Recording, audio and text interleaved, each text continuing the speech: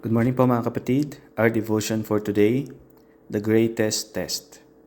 Psalm 103 verse 1 to 8 is our scripture reading, and our key verse is Psalm 103 verse 1 and 2. Bless the Lord, O my soul, and all that is within me, bless His holy name. Bless the Lord, O my soul, and forget not all His benefits. Ang papuri sa Diyos, mga kapatid, ay isang panloob na kalusugan, or ito ay isang kalusugan ng ating mga kaluluwa. May pagkakataon na mahirap magpuri sa Diyos, but in this devotion, makikita natin na sinabi ng psalmist, Bless the Lord, O my soul, and forget not all His benefits. Ang isa sa benefits or blessings ng Diyos sa ating buhay ay ang Kanyang presensya. And that is His unconditional promise. He promised us that He will never leave us nor forsake us. Hindi Kanya iiwan, hindi Kanya pababayaan.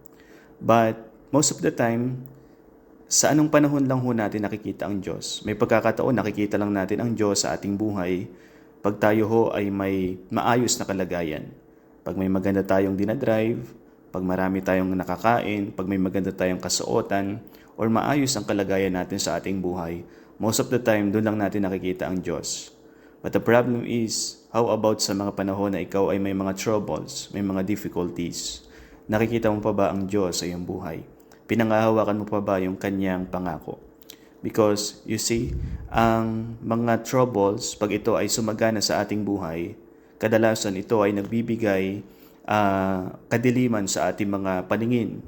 Hindi natin nakikita ang Panginoon or hindi natin nakikita ang kabutihan ng Diyos sa ating mga buhay. At yan po ang isa sa misyon ng Diablo, na kapag tayo ay nakaranas ng mga troubles and difficulties, ay i-discourage niya tayo.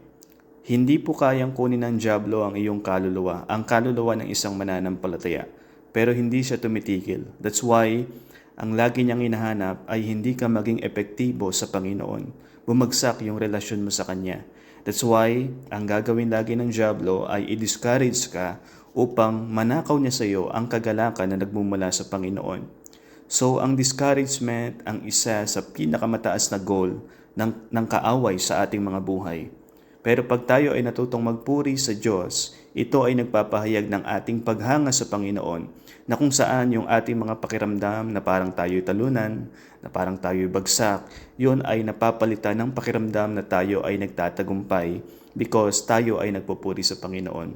So let me ask you kapatid, meron bang something today na siyang nagbibigay kabigatan sa iyong buhay? What is the best thing to do?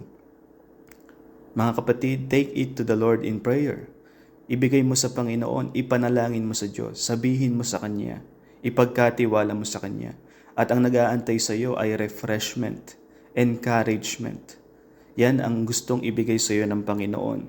So ang sekreto sa papuri sa Diyos ay hindi mo antayin na maging maganda ang lahat sa sitwasyon sa iyong buhay. Because sometimes nagpupuri lang tayo sa Diyos or iniisip lang natin na magpuri sa Kanya pag parang payapa na ang mga bagay sa buhay natin, kalmado na ang lahat ng nararanasan natin.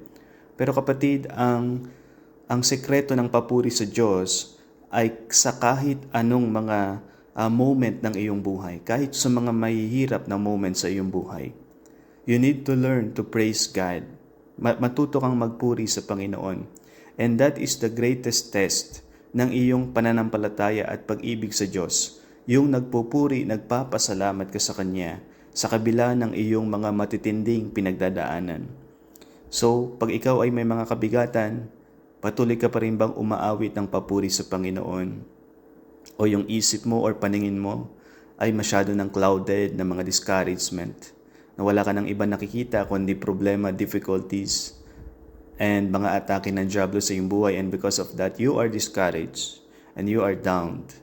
So I hope you learn to praise God because ang Diyos, maramdaman mo man siya or hindi, siya ay laging tapat, siya ay laging mabuti, at siya ay laging mapagbiyaya sa iyong buhay. So can you sing praises to the Lord, kapatid, regardless sa iyong situation? Because kung yan ay iyong gagawin, mananatili sa iyo ang kagalakan ng ating Panginoon. So again, sabi ng psalmist, Bless the Lord, O my soul. Sa ating kalooban, naway patuloy tayong magpuri sa Diyos. Patuloy tayong magbigay paghanga sa ating pong Panginoon. Lord God, pinupuri kita sa kabila ng aking mga difficult moments, Lord, sa kabila ng aking mga discouragements. And ano naman po ang aking mga circumstances. Dahil alam ko po, O Diyos, ang encouragement and refreshment ang nag-aantay sa akin, Panginoon.